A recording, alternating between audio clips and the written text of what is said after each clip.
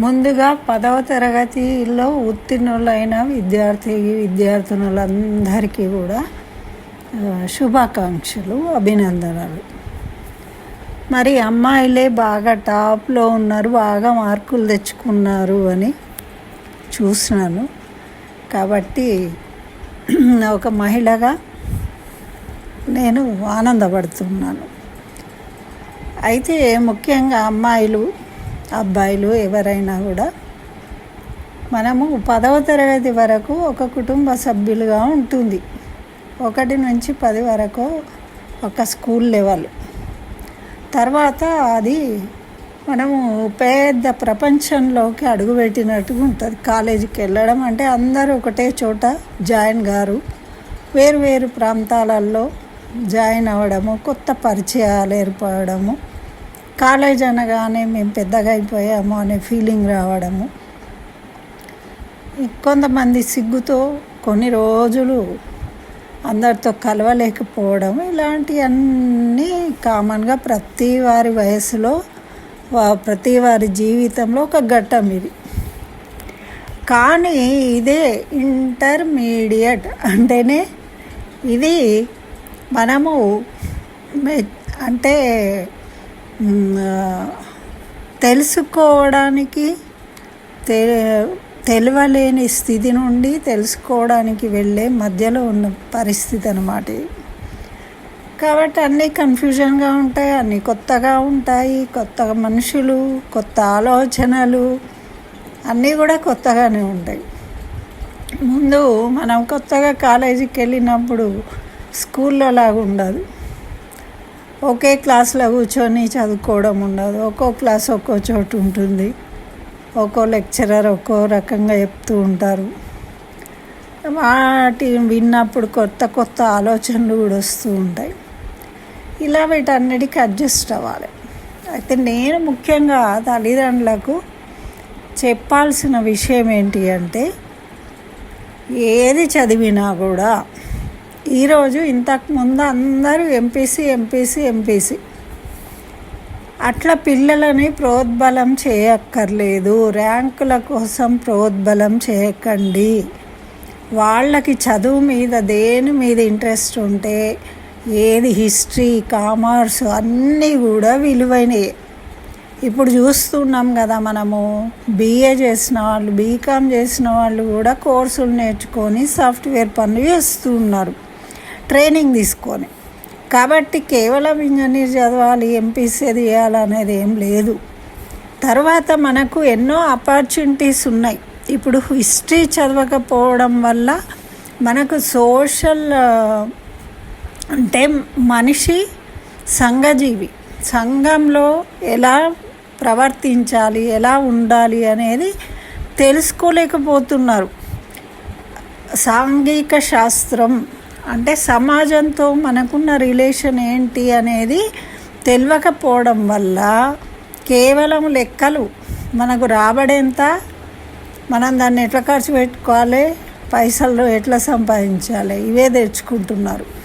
కాబట్టి తప్పకుండా పిల్లలను ప్రోత్సహించండి. వాళ్ళు ఏ సబ్జెక్టు తీసుకుంటా అంటే ఆ సబ్జెక్టు మీరు ఎవరిని ఆపాల్సిన పని లేదు. కాకపోతే వాళ్ళు ఏ విధంగా చదువుకుంటున్నారు అని మీరు నిఘా ఉంచవలసిన అవసరం ఉంది. ఎందుకంటే అజ్ఞానమైన వయసు, పూర్తి జ్ఞానవంతులు కాదు, మరి ఏమీ తెలియని వయసు అంటారు కదా. కాబట్టి తప్పటడుగులు పడే అవకాశం ఉంటుంది. కాబట్టి ఈ సమయంలో తల్లిదండ్రుల సపోర్టు చాలా అవసరం. వాళ్ళ స్నేహితులు ఎటువంటి వాళ్ళు, ఎక్కడికి వెళ్తూ ఉన్నారు, ఏం చేస్తున్నారు, మనకు అనుభవాలు ఉంటాయి. కాబట్టి మనము అటువంటి విషయాలను క్లారిటీగా వాళ్ళకు చెప్పాలి. దాంట్లో ఎటువంటి మొహమాట పడే అవసరం లేదు. ఇలా వస్తారా, మాట్లాడతారు, ఆడపిల్లలు కానీ మగపిల్లలు కానీ ఇలా జరుగుతూ ఉంటాయి. కాబట్టి వాటిని మనము ఎలా ఎదుర్కొంటూ ముందుకు వెళ్ళాలని ముందే చెప్పామనుకోండి, ఓహో అమ్మ చెప్పింది, నాన్న చెప్పిండు కాబట్టి ఇది ఇటువంటిది అని వాళ్ళు వెంటనే తెలుసుకుంటారు. మనం ఎన్నో దృష్టాంతాలు ఉన్నాయండి. మనం ఇంట్లో చేసేటప్పుడు ఇది ఇట్లా అది అట్లా అని మనం చెప్పాల్సిన అవసరం లేదు. మనము కొంతకాలం అయినాక వాళ్ళు ఆ పనులు చేసేటప్పుడు ఆటోమేటిక్గా మా అమ్మ ఇలా చేసేది ఇలాంటప్పుడు అని గుర్తు చేసుకొని అలా చేసి వాళ్ళు దాన్ని పని ముగించుకుంటారు, తెలుసుకుంటారు. కాబట్టి తల్లిదండ్రులే ఆదర్శం. వాళ్ళు చెప్పిన మాట ఎప్పటికీ వాళ్ళకు వెన్నంటి ఉండి జీవితం అంతా సపోర్ట్ ఇస్తుంది. కాబట్టి ఈ సమయంలో తప్పకుండా వాళ్ళతో ఫ్రెండ్లీగా ఉండాలంటారు. ఎందుకు స్నేహితులుగా ఉండాలంటే మనం నవ్వుతూ వాళ్ళ వెంట కూర్చొని, వాళ్ళు చదువుతూ ఉన్నా పక్కన కూర్చొని మనము సపోర్ట్ ఇస్తూ వాళ్ళకి చదవడానికి దేనికైనా కూడా భయం లేకుండా ఉన్నప్పుడు ఏమవుతుంది అంటే ఫ్రీ వల్ల వాళ్ళు వాళ్ళ మనసులోని విషయాలను చక్కగా మనకు చెప్పుకోగలుగుతారు. అదే నువ్వు ఈ రూము నీది, ఈ రూమ్లో కూర్చోవాలి, ఈ రూమ్లో చదువుకోవాలి, స్టడీ రూము ఇట్లా ప్రత్యేకంగా పెట్టినాం అనుకోండి, వాళ్లకు ఒంటరితనము కొన్ని రోజులు భయం వేస్తుంది. తర్వాత కొన్ని రోజులకు ఆ ఒంటరితనంలో వాళ్ళకి చిలిపి కోరికలు కలుగుతాయి. ఇష్టం ఉన్నట్టు మొబైల్ యూజ్ చేయడము, వేరు ఆలోచనలను పెంచుకోవడము, వేరే మార్గాల్లోకి వెళ్ళే అవకాశం. So this is most important stage of the children.